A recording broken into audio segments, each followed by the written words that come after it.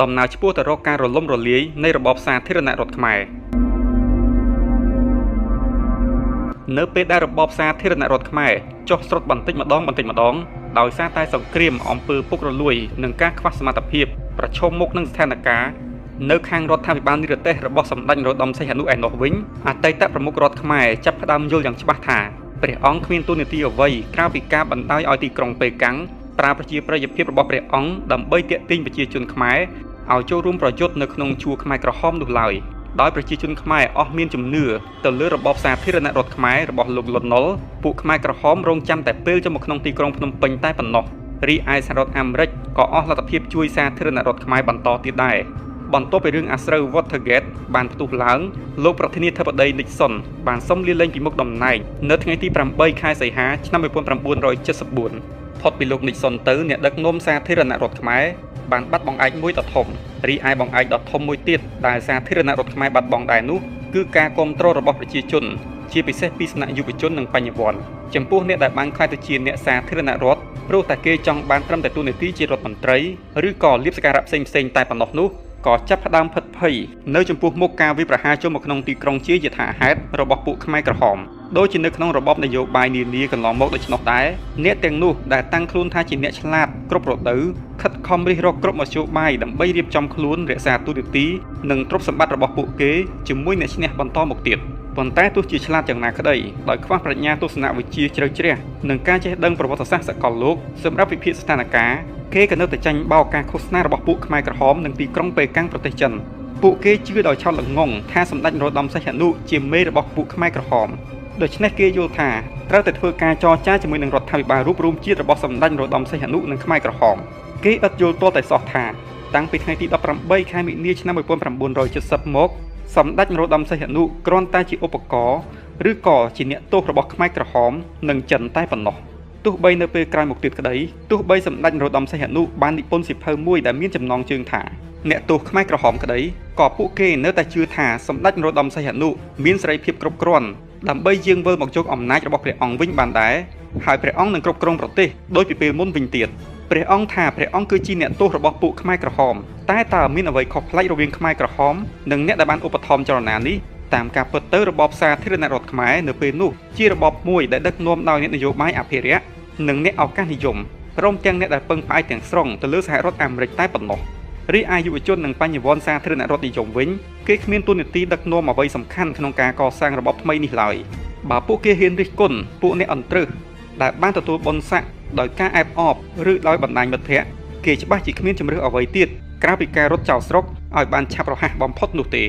នៅពេលដែលគេហៅអ្នកទាំងនោះឲ្យមកជួយទប់ទល់នឹងខ្មែរក្រហមវិញគឺវាជ្រុលពេលអស់ទៅហើយប៉ុន្តែដោយក្តីចង់ជួយស្រុកពេកខ្លះក៏បានវិលមកស្រុកខ្មែរប៉ុន្តែគឺគ្រាន់តែសម្រាប់ឲ្យខ្មែរក្រហមយកទៅធ្វើទារុណកម្មយ៉ាងខ្លោចផ្សានិងវាយសម្លាប់ចោលនឹងត្បូងចប់តែប៉ុណ្ណោះអ្នកវិភាគខ្លះយល់ថាដោយបញ្ញវន្តប្រើភាសាបារាំងនិងស្នេហាវប្បធម៌ជាតិជាឧបសគ្គនៃរបបថ្មីជាអ្នកដែលបែរមុខឆ្ពោះទៅរកប្រចាំប្រទេសអ្នកដែលនៅពីក្រោយខ្មែរក្រហមយល់ថាពួកគេត្រូវតែកោះរំលើងអ្នកទាំងនេះចោលទាំងរឹសតែម្ដងនៅដំណាច់ឆ្នាំ1974អ្នកដឹកនាំសាធារណរដ្ឋខ្មែរឱកាសនិយមយល់ដោយភ័ន្តច្រឡំថាការចរចាជាមួយនឹងសម្ដេចនរោត្តមសីហនុដើម្បីនាំប្រទេសទៅរកសន្តិភាពវិញគឺជាការចាំបាច់ពួកគេមើលឃើញតែសម្ដេចនរោត្តមសីហនុដែលគ្មានចំណងដោយឥតមើលឃើញខ្មែរក្រហមនិងមហិច្ឆតារបស់ពួកអ្នកដែលនៅពីក្រោយទាល់តែសោះគេយល់ដោយភ័ន្តច្រឡំថានៅក្នុងវិស័យនយោបាយអ្នកណាមានមុខតំណែងធំសុទ្ធតែជាអ្នកកាន់អំណាចពិតប្រាកដទាំងអស់ទស្សនៈនេះក៏ពុំខុសដែរនៅក្នុងបរិបទនៃប្រទេសមួយដែលមានអធិបតេយ្យមានឯករាជ្យគ្រប់គ្រាន់ប៉ុន្តែនេះមិនមែនករណីនៃប្រទេសកម្ពុជានៅពេលនោះទេព្រោះប្រទេសទាំងមូលដែលបែកចេញជាពីរក្រុមបានត្រូវប្រទេសជិតខាងនិងប្រទេសមហាអំណាចតូចធំយកទៅធ្វើជាលានប្រយុទ្ធរបស់គេតាមរយៈក្រុមនយោបាយខ្មែរនីមួយៗ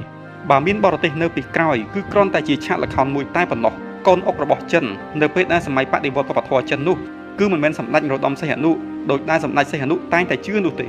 តែគឺជាខ្មែរក្រហមទៅវិញដូច្នេះសម្ដេចនរោត្តមសីហនុមិនមានមុខតំណែងធំណាមួយនោះឡើយប៉ុន្តែតើតែខ្មែរក្រហមឡើងមកកាន់អំណាចនៅឆ្នាំ1975ដល់ឆ្នាំ1979ទើបការពិតបានស្ដែងចេញឡើងយ៉ាងច្បាស់ដោយនៅដើមឆ្នាំ1975នោះសម្ដេចនរោត្តមសីហនុដែលស្ថិតនៅក្នុងអង្គារចិននិងខ្មែរក្រហមពុំអាចធ្វើអ្វីបានទាំងអស់ដើម្បីបន្ថយកម្លាំងខ្មែរក្រហមផ្ទុយទៅវិញព្រះអង្គនៅតែរក្សាគំនិតថាខ្មែរក្រហមមុខជានឹងលើកតម្កើងព្រះអង្គឲ្យដឹកនាំប្រទេសជាពុំខាន ទោះបីនៅពេលខ្លះគឺជាការសង្ឃឹមដ៏ស្រពេចស្រពិលក៏ដោយតើអ្នកណាជាកម្លាំងបងឯកពិតប្រាកដរបស់ព្រះអង្គលន់នល់ឬក៏ខ្មែរក្រហម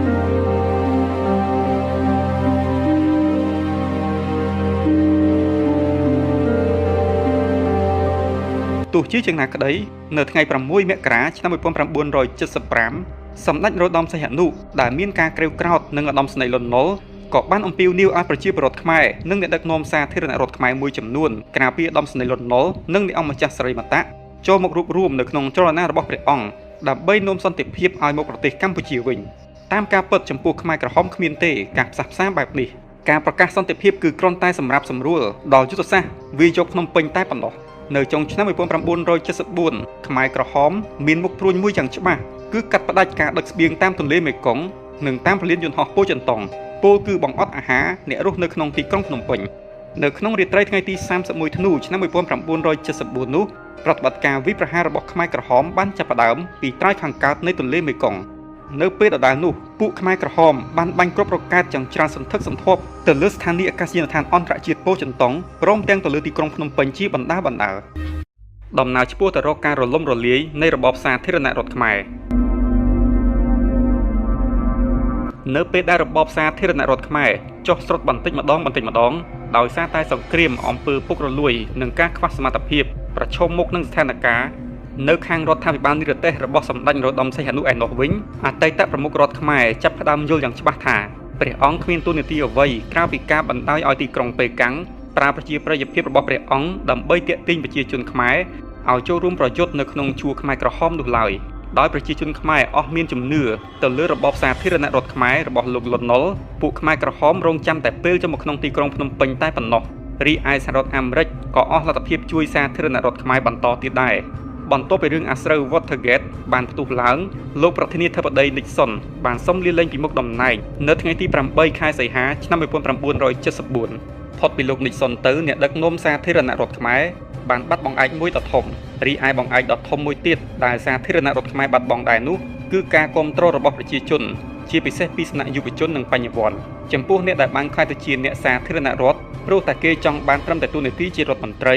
ឬក៏លៀបសក្ការៈផ្សេងៗតែប៉ុណ្ណោះនោះក៏ចាប់ផ្ដើមផិតភ័យនៅចំពោះមុខការវាយប្រហារចូលមកក្នុងទីក្រុងជាយថាហេតុរបស់ពួកខ្មែរក្រហមដូចជានៅក្នុងរបបនយោបាយនានាកន្លងមកដូច្នោះដែរអ្នកទាំងនោះដែលតាំងខ្លួនថាជាអ្នកឆ្លាតគ្រប់រដូវខិតខំរិះរកគ្រប់មធ្យោបាយដើម្បីរៀបចំខ្លួនរក្សាទូនាទីនិងទ្រព្យសម្បត្តិរបស់ពួកគេជាមួយអ្នកឈ្នះបន្តមកទៀតប៉ុន្តែទោះជាឆ្លាតយ៉ាងណាក្តីដោយខ្វះប្រាជ្ញាទស្សនវិជ្ជាជ្រៅជ្រះនិងការចេះដឹងប្រវត្តិសាស្ត្រសកលលោកសម្រាប់វិភាគស្ថានភាពគេក៏នៅតែចាញ់បោកការឃោសនារបស់ពួកខ្មែរក្រហមនឹងទីក្រុងប៉េកាំងប្រទេសចិនពួកគេជឿដោយឆោតល្ងង់ថាសម្ដេចនរោត្តមសីហនុជាមេរបស់ពួកខ្មែរក្រហមដូច្នេះគេយល់ថាត្រូវតែធ្វើការចរចាជាមួយនឹងរដ្ឋាភិបាលរួមរួមជាតិរបស់សម្ដេចនរោត្តមសីហនុនិងខ្មែរក្រហមគេឥតយល់ទាល់តែសោះថាតាំងពីថ្ងៃទី18ខែមិនិនាឆ្នាំ1970មកសម្ដេចនរោត្តមសីហនុគ្រាន់តែជាឧបករណ៍ឬក៏ជាអ្នកទោសរបស់ខ្មែរក្រហមនិងចិនតែប៉ុណ្ណោះទោះបីនៅពេលក្រោយមកទៀតក្តីទោះបីសម្ដេចនរោត្តមសីហនុបាននិពន្ធសៀវភៅមួយដែលមានចំណងជើងថាអ្នកទោសខ្មែរក្រហមក្តីក៏ពួកគេនៅតែជឿថាសម្ដេចនរោត្តមសីហនុមានសេរីភាពគ្រប់គ្រាន់ដើម្បីយាងវិលមកយកអំណាចរបស់ព្រះអង្គវិញបានដែរហើយព្រះអង្គនឹងគ្រប់គ្រងប្រទេសដោយពីពេលមុនវិញទៀតព្រះអង្គថាព្រះអង្គគឺជាអ្នកទោសរបស់ពួកខ្មែរក្រហមតែតើមានអ្វីខុសប្លែករវាងខ្មែរក្រហមនិងអ្នកដែលបានឧបត្ថម្ភចលនានេះតាមការពិតទៅរបបសាធារណរដ្ឋខ្មែរនៅពេលនោះជារបបមួយដែលដឹកនាំដោយអ្នកនយោបាយអភិរក្សនិងអ្នកឱកាសនិយមព្រមទាំងអ្នកដែលពឹងផ្អែកទាំងស្រុងទៅលើសហរដ្ឋអាមេរិកតែប៉ុណ្ណោះរីឯយុវជននិងបញ្ញវន្តសាធារណរដ្ឋនិយមវិញគេគ្មានទូនាទីដឹកនាំអ្វីសំខាន់ក្នុងការកសាងរបបថ្មីនេះឡើយបើពួកគេហ៊ានរិះគន់ពួកអ្នកអន្ត្រឹសដែលបានទទួលបុណ្យស័ក្តិដោយការអែបអបឬដោយបណ្ដាញមិត្តភ័ក្តិគេច្បាស់ជាគ្មានជំរឿសអ្វីទៀតក្រៅពីការរត់ចោលស្រុកឲ្យបានឆាប់រហ័សបំផុតនោះទេនៅពេលដែលគេហៅអ្នកទាំងនោះឲ្យមកជួយទប់ទល់នឹងខ្មែរក្រហមវិញគឺវាជ្រុលពេលអស់ទៅហើយប៉ុន្តែដោយក្តីចង់ជួយស្រុកពេកខ្លះក៏បានវិលមកស្រុកខ្មែរប៉ុន្តែគឺគ្រាន់តែសម្រាប់ឲ្យខ្មែរក្រហមយកទៅធ្វើទារុណកម្មយ៉ាងខ្លោចផ្សានិងវាយសម្លាប់ចោលនិងត្បូងចោលតែប៉ុណ្ណោះអ្នកវិភាគខ្លះយល់ថាដោយបញ្ញវន្តប្រើភាសាបារាំងនិងស្នេហាវប្បធម៌ជាតិជាឧបសគ្គនៃរបបថ្មីជាអ្នកដែលបែរមុខឆ្ពោះទៅរកបច្ចឹមប្រទេសអ្នកដែលនៅពីក្រោយខ្មែរក្រហមយល់ថាពួកគេត្រូវតែកោះរំលើងអ្នកទាំងនេះចោលទាំងរឹសតែម្ដង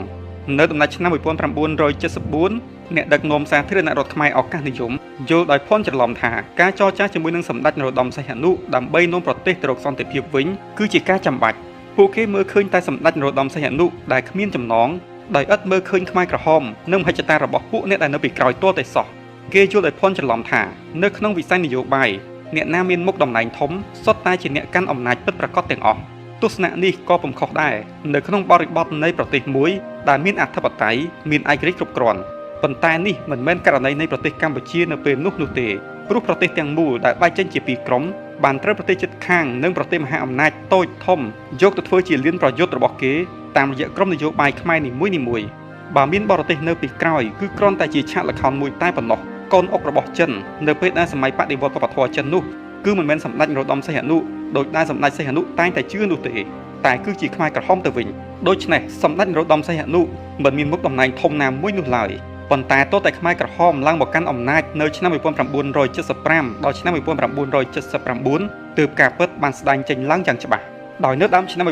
1975នោះសម្ដេចនរោត្តមសីហនុដែលស្ថិតនៅក្នុងអង្គារចិននិងខ្មែរក្រហមពុំអាចធ្វើអ្វីបានទាំងអស់ដើម្បីបន្ថយកម្លាំងខ្មែរក្រហមផ្ទុយទៅវិញព្រះអង្គនៅតែរក្សាគំនិតថាខ្មែរក្រហមមុខជានឹងលើកតម្កើងព្រះអង្គឲ្យដឹកនាំប្រទេសជាពុំខានទោះបីនៅពេលខ្លះគឺជាការសង្ឃឹមដ៏ស្រពេចស្រពិលក៏ដោយតើអ្នកណាជាកម្លាំងបង្ហាញពិតប្រាកដរបស់ព្រះអង្គលន់នល់ឬក៏ខ្មែរក្រហម